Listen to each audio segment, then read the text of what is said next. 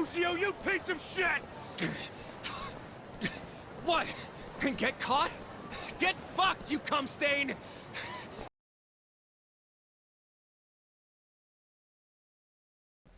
So I decided to finally give Yakuza Like a Dragon a chance. Opened the case, popped in the disc, watched a few cutscenes, and this is the first thing I play. And I thought that was just a really odd way to start a game. But it got me thinking, what other game starts off with a minigame? That's right, you got it. Ride to Hell Retribution. Oh, you didn't guess that? No. So what separates these two games? Well, one of them is a broken, incoherent mess, with shallow gameplay that I think it's deeper than it actually is, with a story so disjointed that it's too carefree to realize its nonsensical plot is the main thing dragging it down. And the other game is Ride to Hell Retribution. Name me another game that grants you the opportunity to have non-penetration and fully closed sex. I'll wait. That's right, not Yakuza. By crunching some numbers, the truth is finally heard. It's science. Now, of course, there are games that are completely based around the minigames themselves, but I won't be focusing on that. Mario Party, see ya, goodbye, be gone. So what defines a good minigame? It has to be quick, satisfying, and a worthy distraction from the main game. Something that doesn't take away from the intended experience meant for the player. It also preferably has to be rewarding to the player, such as granting extra experience points or in-game currency. Easy peasy lemon squeeze. Activity minigames are typically the ones polka dotted around a big map, or are there to help the player progress through the main story. In examples like Saints Row 2, it can help give you bonuses such as clothes, money, or even add to the progress bar to when you can play a gang mission. In games like the SpongeBob movie game, they're not polka dotted across a map of any kind, but more so roadblocks to halt your progress. And what makes these even more fun, you can go back and get a higher score, do better, and get better rewards. Something every good minigame should strive for is the option to go back, replay it, and outdo themselves. Give the player something to want to go back to.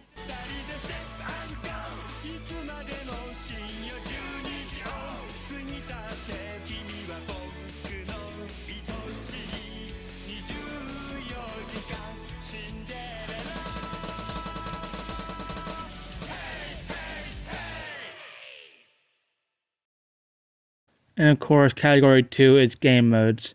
Now, typically, these can be played just off the main menu itself.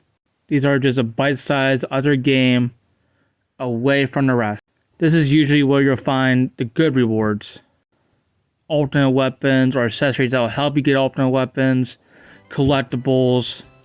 Hell, if you're lucky enough, maybe you'll get those collectible aliens you get at grocery stores.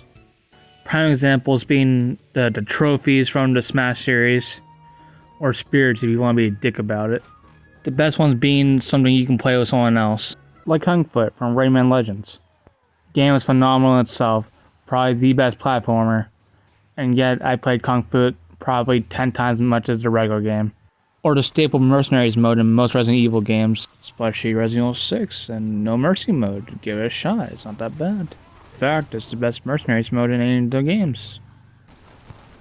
Look at me, it's Pirate Leon. That's awesome.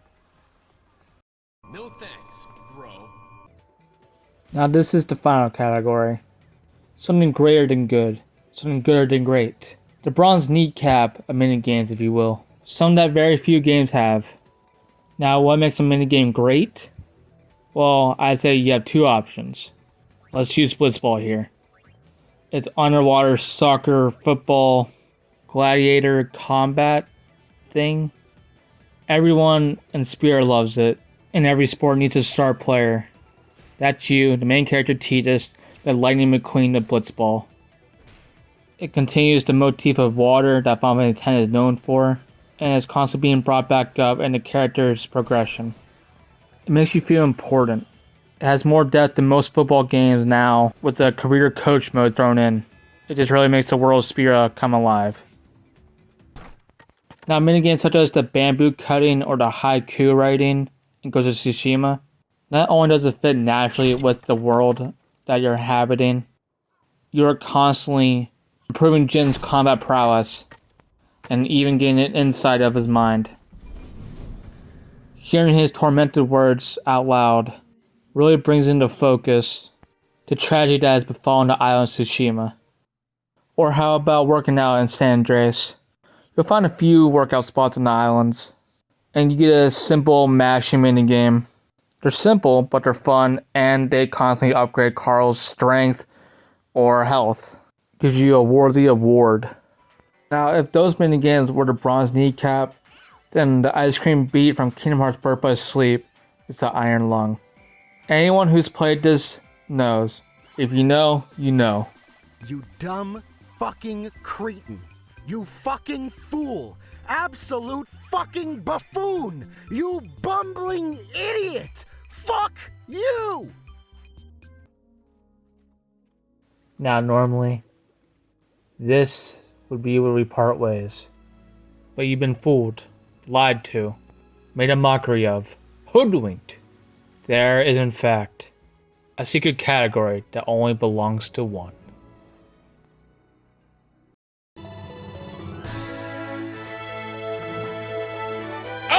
Like that! I'll run from you right now how good you look!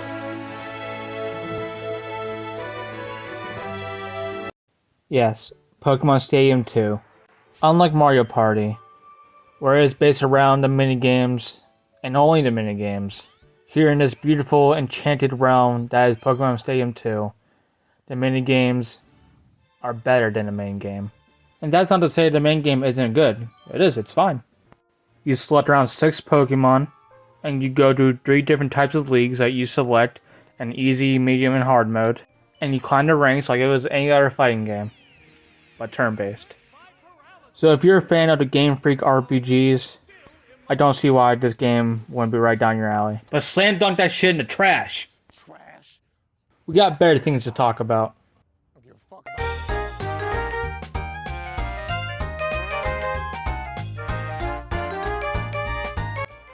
This music is so good, it gets me so jazzed up, I want to fight to it.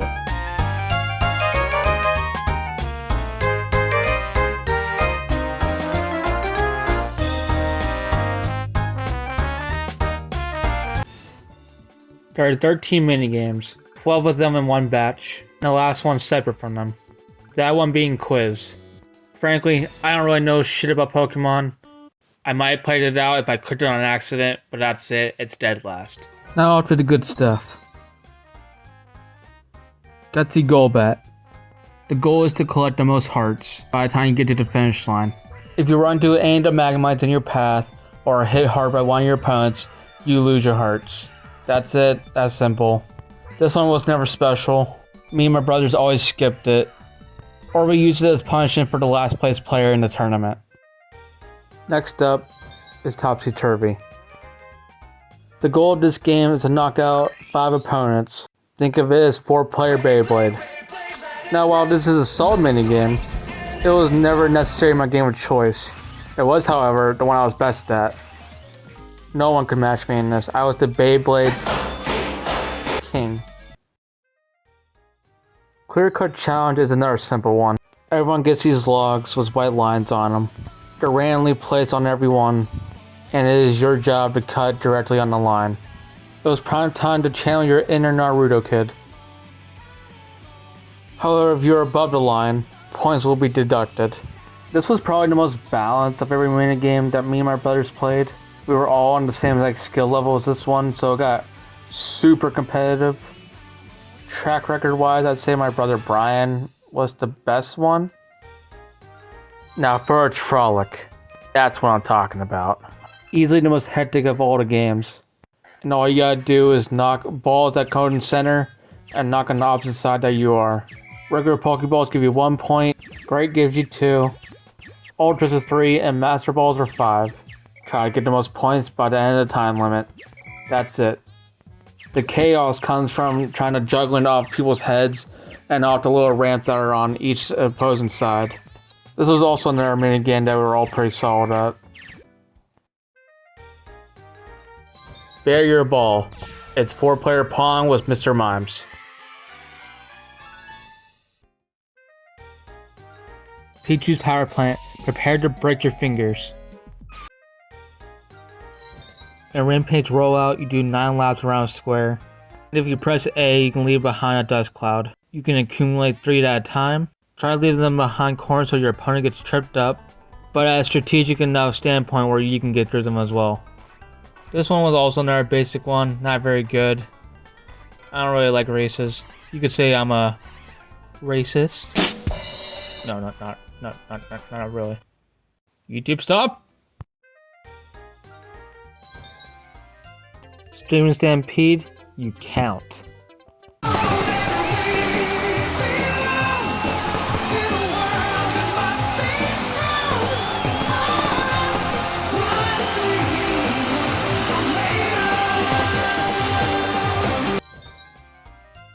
Tumbling Togepi, you race. Again. It's okay. You could again say that Cool it with the anti-Semitic remark.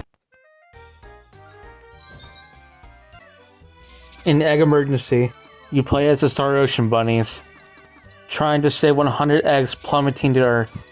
If you get hit by a Voltorb, you lose 5, and whoever has the most eggs by the end of it wins. I hate this one. Not because it isn't fun, because it is, but it makes me nauseous. I can't look at it for very long. And that's the only reason why my brother David was good at it. Because I couldn't compete. 1v1 me, David. Fuck you up. The upside is, this music is jazzing.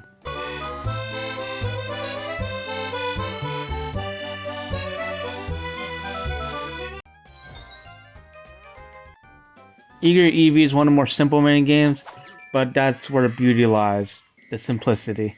This monkey cunt will lift the dome and you have to be the quickest one to get the prizes inside. If he successfully jukes you out, you hit the dome and you're knocked out the next round. The player that nets the most points wins. It's a test of patience and breaking ankles.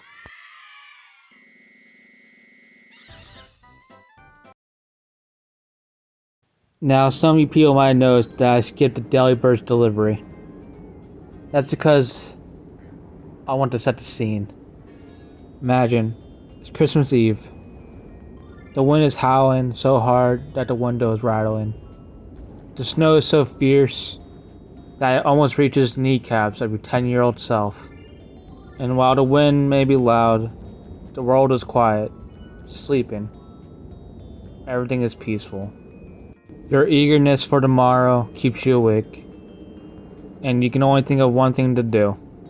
Pop in Pokemonstadium 2. Go to Delibirds delivery. Grab some controllers for you and your best friends. Turn the volume down very low as not to wake your parents. And to not alert Santa. Magic is in the air. And through your enthusiasm, you create your own minigame. You flesh it out with your brothers without even knowing that you're creating memories for a lifetime. And you just melt the night away.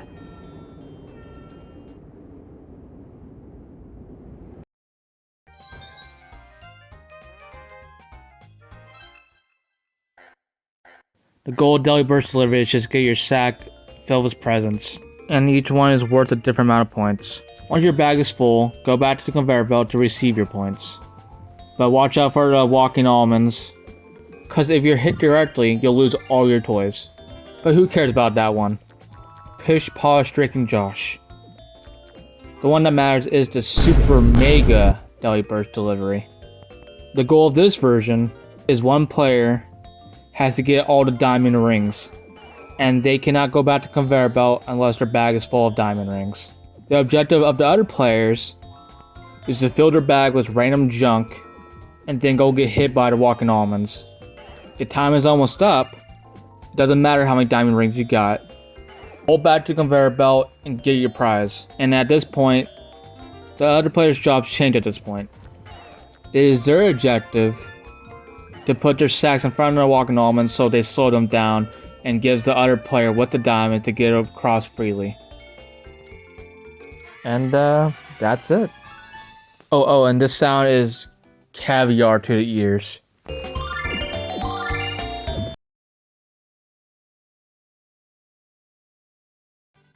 I never know how to close videos, but if you watch through the whole thing, first, thank you, but please like, comment, subscribe, and share this video to anyone you think might like it.